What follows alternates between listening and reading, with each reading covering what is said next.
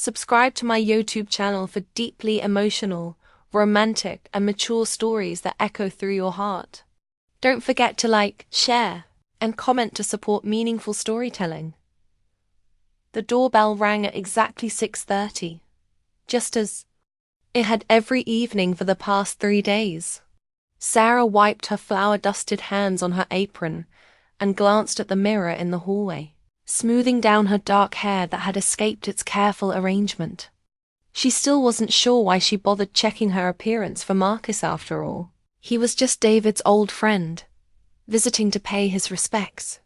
But something about the way he looked at her, with those thoughtful brown eyes that seemed to see straight through her carefully constructed facade of strength, made her heart skip in ways she hadn't felt in 2 years. 2 years since David had passed away from cancer, leaving her alone in the house they'd shared for 15 years of marriage. 2 years of learning to cook for one, of sleeping in the center of their king-sized bed, of missing the sound of his laughter echoing through the rooms. And now Marcus was here, David's college roommate and best man at their wedding, stirring up feelings she thought she'd buried along with her husband. "Coming," she called out, her voice catching slightly. She opened the door to find Marcus standing on her porch, holding a bottle of wine, and wearing that gentle smile that had become both a comfort and a source of confusion over the past few days. "I brought a Cabernet," he said, his voice warm and familiar. "I remember David mentioning it was your favorite." Sarah's chest tightened at the mention of her late husband. "He remembered everything about wine," she said softly, stepping aside to let him in. "I could barely tell the difference between red and white when we met." Marcus chuckled, a sound that filled the quiet house with unexpected warmth. "He spent hours trying to educate me too. I think I was a lost cause." He paused in the entryway, taking in the family photos that still lined the walls. "The house looks exactly the same." "I haven't had the heart to change much," Sarah admitted, leading him toward the kitchen where the smell of garlic and herbs filled the air. "Some days I still expect to hear his key in the door." She busied herself with the final preparations for dinner, acutely aware of Marcus's presence as he opened the wine and poured 2 glasses. He moved around her kitchen with surprising familiarity, as if he'd done this many times before, which, she realized, he probably had during the countless evenings he'd spent here with David, watching football games and solving the world's problems over beer and takeout. "You're cooking too much for just the 2 of us," Marcus observed, watching her plate the chicken parmesan and pasta. "Old habits," Sarah said with a rueful smile. "I'm still learning to adjust portions. Last week I made enough soup to feed a small army." They settled at the dining room table, the same table where she and David had shared thousands of meals, where they'd argued about bills and dreamed about the future. Having Marcus here felt both natural and strange, like putting on a favorite sweater that no longer quite fit. "Tell me about the bookstore," Marcus said, cutting into his chicken. "David always said you'd make a success of it." Sarah's face lit up for the first time in days. "It's small, but it's mine. I focus on local authors and community events. We have a book club that meets every Thursday, and I've started hosting poetry nights."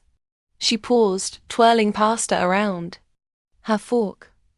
"David wanted me to open it years ago, but I was too scared. I wish he could see it now." "He can," Marcus said quietly, "and he'd be proud of you." The sincerity in his voice made Sarah's eyes well up. She'd heard similar words from well-meaning friends and family members, but coming from Marcus, David's closest friend, they carried a weight that touched something deep in her chest. "I miss him," she whispered, the words escaping before she could stop them. "I know," Marcus said, reaching across the table to cover her hand with his. "I miss him, too." His touch was warm and steady, and Sarah found herself reluctant to pull away. They sat in comfortable silence for a moment, the weight of shared grief and memories settling between them like an old blanket. "Sarah," Marcus began, his voice carefully measured, "there's something I need to tell you. Something I should have said a long time ago." She looked up, surprised by the serious tone in his voice. "What is it?" Marcus withdrew his hand and took a long sip of wine, as if gathering courage. "It's about David, about something he asked me to do." Sarah's heart began to race. "What kind of something?" "He made me promise ... Marcus started, then stopped, running a hand through his salt and pepper hair. "This is harder than I thought it would be." "Marcus, you're scaring me," Sarah said, setting down her fork. "What did he ask you to do?" Before he could answer, the lights flickered and went out, plunging the dining room into darkness. Sarah gasped, her chair scraping against the floor. As she stood up, "The storm must have knocked out the power," Marcus said, his voice calm in the darkness. "Do you have candles?" "In the kitchen," Sarah said, feeling her way along the wall. "There's a flashlight in the drawer by the stove." She heard Marcus moving behind her, his footsteps careful and measured. When she found the flashlight and clicked it on, the beam illuminated his face, casting shadows that made his expression appear more serious than she'd ever seen it. "The candles are in the cabinet above the sink," she said, trying to keep her voice steady. But her hands were shaking as she reached for them, and not just from the sudden darkness. Marcus lit several candles, their warm glow creating an intimate atmosphere that made Sarah's pulse quicken. They returned to the dining room, where the flickering flames cast dancing shadows on the walls. "Now," Sarah said, settling back into her chair, "tell me what David asked you to do." Marcus stared at the candle flame for a long moment before meeting her eyes. "He asked me to take care of you." "I don't need taking care of," Sarah said automatically, the same response she'd given everyone who tried to help her over the past 2 years. "That's not what I mean," Marcus said gently. "Not taking care of you like you're helpless. David knew you were stronger than anyone gave you credit for. He was talking about something different." Sarah's mouth went dry. "What kind of different?" "He was worried about you being alone. Not just practically, but emotionally." He said ... double quotes. Marcus paused, choosing his words carefully. "He said he couldn't bear the thought of you spending the rest of your life grieving for him. So he asked his best friend to keep me company." Sarah's voice had a slight edge to it. "No," Marcus said, his brown eyes meeting hers steadily. "He asked me to love you." The words hung in the air between them, heavy with implication. Sarah stared at him, her heart pounding so loudly she was sure he could hear it. "What?" she whispered. "David knew he was dying," Marcus continued, his voice thick with emotion. "In those last weeks, when the treatment stopped working, he called me. He said he'd been watching us together over the years, and he could see something that we couldn't or wouldn't admit to ourselves." Sarah's mind reeled. "I don't understand." "He said we cared about each other in ways that went beyond friendship, that we had a connection that could grow into something beautiful if we let it." Marcus leaned forward, his eyes never leaving hers. "He made me promise that after enough time had passed, I would tell you how I felt, how I'd always felt." "Always felt?" Sarah's voice was barely a whisper. Marcus nodded slowly. "I've been in love with you for years, Sarah. From the moment David brought you home to meet me, I knew you were special. But you were his, and he was my best friend. And I buried those feelings so deep I almost convinced myself they weren't real." Sarah stood abruptly, her chair scraping against the floor. "I can't. This is too much." "I know," Marcus said, rising as well. "I know it's complicated and confusing and probably feels wrong. But David didn't want you to be alone forever. He wanted you to be happy. How can I be happy with his best friend? Sarah's voice cracked. How can I even think about being with someone else when I still love him? You can love him and still love again, Marcus said gently. David knew that. He said love isn't finite. It doesn't run out when we give it to someone new. Sarah walked to the window, staring out at the storm that had knocked out their power. Rain lashed against the glass, and lightning illuminated the garden David had planted for her, their second spring in the house. The irony wasn't lost on her, that they were having this conversation in the darkness, as if the universe was forcing them to navigate by feeling alone. I don't know how to do this, she said, her breath fogging the glass. Neither do I, Marcus admitted, coming to stand behind her. But we don't have to figure it out all at once. Sarah turned to face him, and in the dim light from the candles, she could see the vulnerability in his expression. This man who had been David's closest friend, who had stood by his side through college and marriage and illness, who had held her while she cried at the funeral. He was asking her to consider a future she'd never imagined. Did he really say that? She asked. About us having a connection. Marcus nodded. He said he could see it in the way you laughed at my jokes, even the terrible ones. In the way I always made sure to sit where I could see you when we all got together. He said we completed each other's sentences and shared looks across crowded rooms. Sarah thought back to all those dinner parties and holiday gatherings, all the times she'd felt a spark of something when Marcus smiled at her, or brushed her hand while reaching for the salt. She'd dismissed it as friendship, as the natural affection that develops between people who care about the same person. I felt guilty, she whispered. Sometimes I felt guilty because I looked forward to your visits, because I enjoyed talking to you. There's nothing to feel guilty about, Marcus said softly. David knew. He understood, and he gave us his blessing. A crash of thunder shook the house, and Sarah instinctively stepped closer to Marcus. He wrapped his arms around her, and she let herself lean into his warmth. It felt both foreign and familiar, like coming home to a place she'd never been.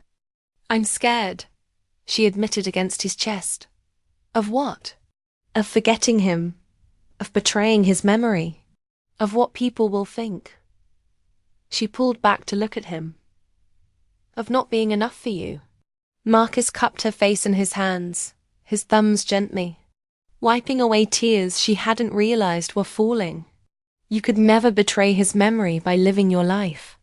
And as for not being enough... He smiled, the expression soft and full of longing. Sarah, you've been more than enough for me for years. I just never thought I'd have the chance to tell you. The power flickered back on, flooding the room with sudden brightness. They blinked in the harsh light, the spell of intimacy broken by the return of the ordinary world. Sarah stepped back, smoothing her hair self-consciously. I should clear the dishes, she said, needing something to do with her hands. Let me help, Marcus offered, but she shook her head. I need a minute to think. He nodded, understanding. I'll wait in the living room. Sarah moved through the familiar motions of cleaning up, but her mind was spinning. Everything Marcus had said challenged her understanding of the past 2 years, of her marriage, of her own feelings. Had David really seen something she'd missed? Had he orchestrated this moment from beyond the grave? She found Marcus sitting on the couch, staring at the wedding photo on the mantel. David's arm was around her waist, both of them grinning at the camera, young and full of hope. Marcus stood beside them in his role as best man, his smile warm, but somehow wistful. I can see it now, Sarah said quietly, settling beside him. The way you're looking at us in that photo. There's something in your eyes. I was happy for him, Marcus said. For both of you. But I was also losing the woman I'd fallen in love with to my best friend. Why didn't you say anything? What could I have said? Congratulations on your engagement, but I'm in love with your fiancé? Marcus shook his head. David was my brother in every way that mattered. I wouldn't hurt him like that. Sarah studied his profile, seeing him with new eyes. So you stayed single all these years because of me? I dated, Marcus said. I even got engaged once about 5 years ago. But it didn't work out. She said I was in love with someone else. He turned to meet her gaze. She was right. The weight of his sacrifice hit her like a physical blow. This man had spent years loving her from a distance, supporting her marriage, being the best friend he could be to David while his own heart was breaking. Marcus, she breathed, reaching for his hand. I don't want your pity, he said quickly. I made my choices. I have no regrets about staying loyal to David or about being there for both of you when he got sick. It's not pity, Sarah said, intertwining their fingers. I don't know what it is, but it's not pity. They sat in silence for a while, both lost in their own thoughts. The storm had passed, leaving behind the clean scent of rain and the gentle sound of water dripping from the eaves. What happens now? Sarah asked finally. That depends on you, Marcus said. I've said what I came to say. I've kept my promise to David. The rest is up to you. Sarah looked around the room, at the life she'd built with David, at the memories embedded in every piece of furniture and every photograph. Then she looked at Marcus, at this man who had loved her quietly and faithfully for years, who had been there through the darkest period of her life without asking for anything in return. I can't just flip a switch, she said. I can't just stop grieving and start loving someone else. I'm not asking you to, Marcus said. I'm asking you to consider the possibility that maybe you can do both. Maybe you can honor David's memory by allowing yourself to be happy again. Sarah stood up and walked to the window, looking out at the garden where David's roses were blooming.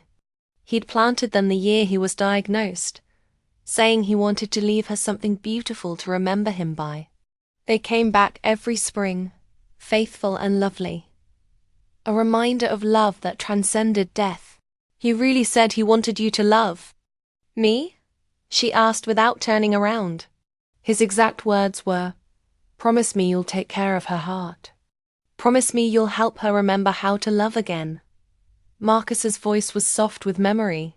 He said he'd rather know you were with someone who would cherish you than think of you growing old alone.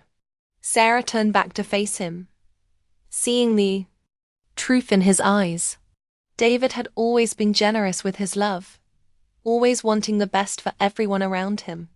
It was just like him to orchestrate one final act of love from beyond the grave. I need time, she said. I have all the time in the world, Marcus replied. And I need to do this slowly. I need to figure out how to let you in, without pushing David out. Marcus stood and walked to her, stopping just close enough that she could smell his cologne, the same scent that had been subtly comforting during all those difficult months of David's illness. There's no timeline, he said. There's no right way to do this. We'll figure it out together. Sarah looked up at him, at this man who had been a constant in her life for so long, who had loved her patiently and selflessly. For the first time in 2 years, she allowed herself to imagine a future that didn't revolve around grief and loneliness. David would want me to be happy, she said, as much to herself as to Marcus. Yes, Marcus said simply. He would.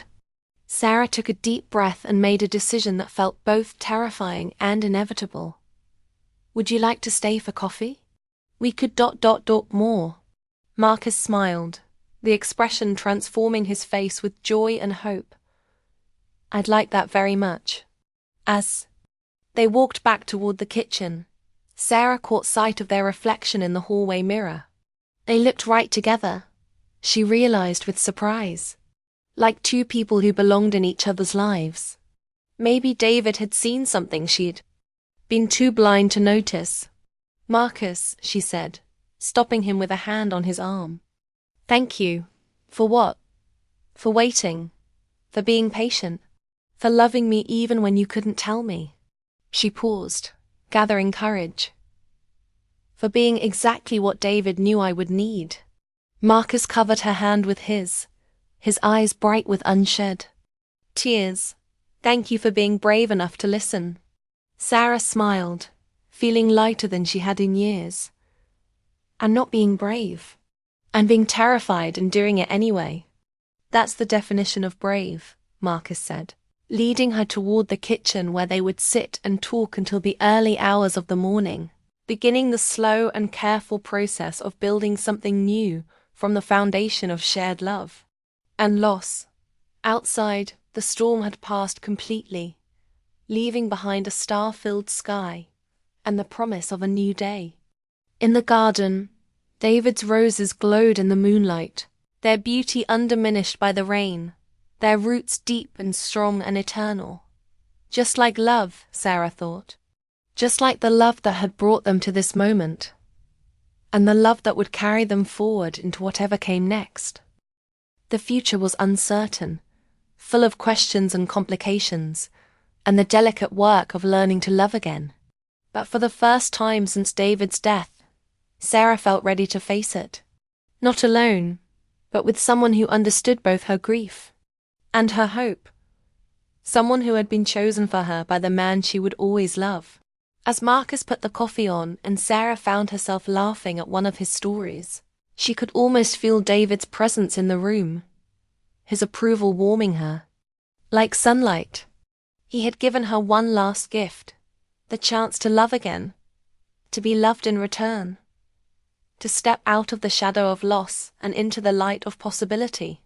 And in that moment, surrounded by the familiar comfort of her home and the promising newness of Marcus's presence, Sarah knew that everything was going to be all right.